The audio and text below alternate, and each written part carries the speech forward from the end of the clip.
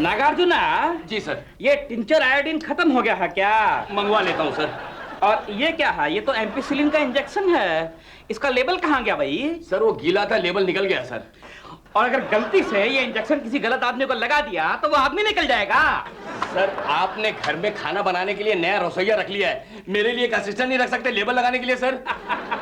अरे भाई वो रसोइया तो टेम्पोरेरी है। अरे नानी के जैसी करेले की भाजी और भिंडी बनाएगा तभी ना परमानेंट होगा ना। अगर वो नानी की जैसे भिंडी भाजी बना लेगा तो परमानेंट है। नानी के बराबर भाजी बनाने में बड़ों बड़ों की नानी मर चुकी है। अभी पारो को ही देखो। वही देख रहा हूँ सर। नहीं, हम फॉर एग्जाम्पल बोलते हैं, पारो को ही देखो। वही देख रहा हूँ सर। नहीं, हम जो बोलते हैं वो सुनो जी। पारो जो है हमारी लाइफ में अगर खाली एज अ कुक आई होती तो अवश्य फेल हो गई होती, but in my life she came as a wife, इसलिए पास हो गई। पास हो गई नहीं, पास आ गई है सर। पास आ गई नहीं कहते हैं, पास हो गई कहते हैं। नहीं सर, पास आ गई। When I tell you once, you listen to me twice and understand forever. पास हो गई कहते हैं, पास आ गई नहीं कहते हैं। हिंदी ठीक करो अपनी। मगर सर देखो नानी, मम्मी, पारो।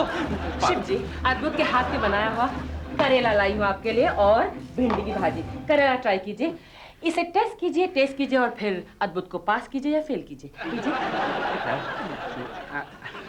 पहले सुन के देखते हैं। बदबू आ रही है सर। नहीं, अब खा के बताना पड़ेगा। खाइए। पास, फेल, कंपार्टमेंट आई है क्या?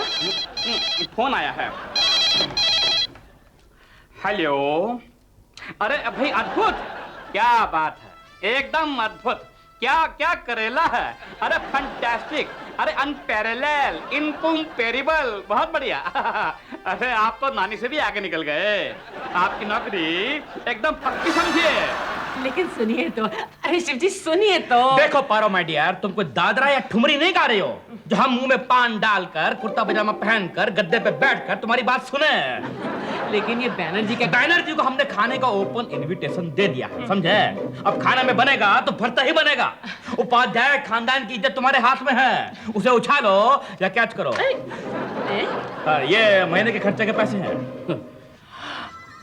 हे भगवान मेरी मदद कर। हे भगवान तू मुझे बचा ताकि उपाध्याय खानदान की नाक भी रह जाए और मेरा बजट भी ना हिले। भगवान उन्हीं की मदद करता है बच्चा जो अपनी मदद खुद करते हैं। भगवान चमत्कार। नमस्कार। भाभी, हमने आपकी सारी बातें सुन ली हैं, आप घबराइए मत।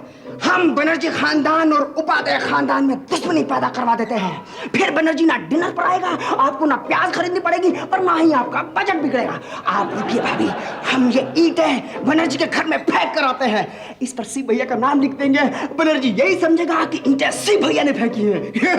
आपको एक मिनट, मेरे को एक बेटर आइडिया आया है। बनर्जी के पीछे कुत्ते छुड़वा दे। नहीं, अपू तूने भी ये कहा था ना कि भगवान उन्हीं की मदद करता है जो खुद अपनी मदद करते हैं। अरे भाभी, इसलिए तो कर रहे हैं, ये ईंटें बनर्जी के घर में फेंक देते हैं। अरे नहीं अपू, पहले तो मुझे ये बता कि प्याज की प्राइसेस बढ़ी क्यों? फसल बर्बाद होने की वजह से। फसल बर्बाद क्यों हुई? बारिश की वजह से। अरे यही तो सोचने की बात है अपू कि अगर हमारे खेतों के ऊपर छत होती तो हमारी फसल बर्बाद ही नहीं होती। आप कभी खेतों में गए हैं? नहीं। वैसे भाभी, हर पौधे के साथ में एक छाता भी गाड़ देते तो भी काम चल जाता। अपू छाता नहीं, छत। हमारे घरों के ऊपर छत होती है, हम घरों में रहते हैं, तो क्या हम अपने घरों में प्याज नहीं उगा सकते? मैं उगाऊंगी और अपना बजट हिलने से बचाऊंगी। अरे भाभी, कैसे करता है तू?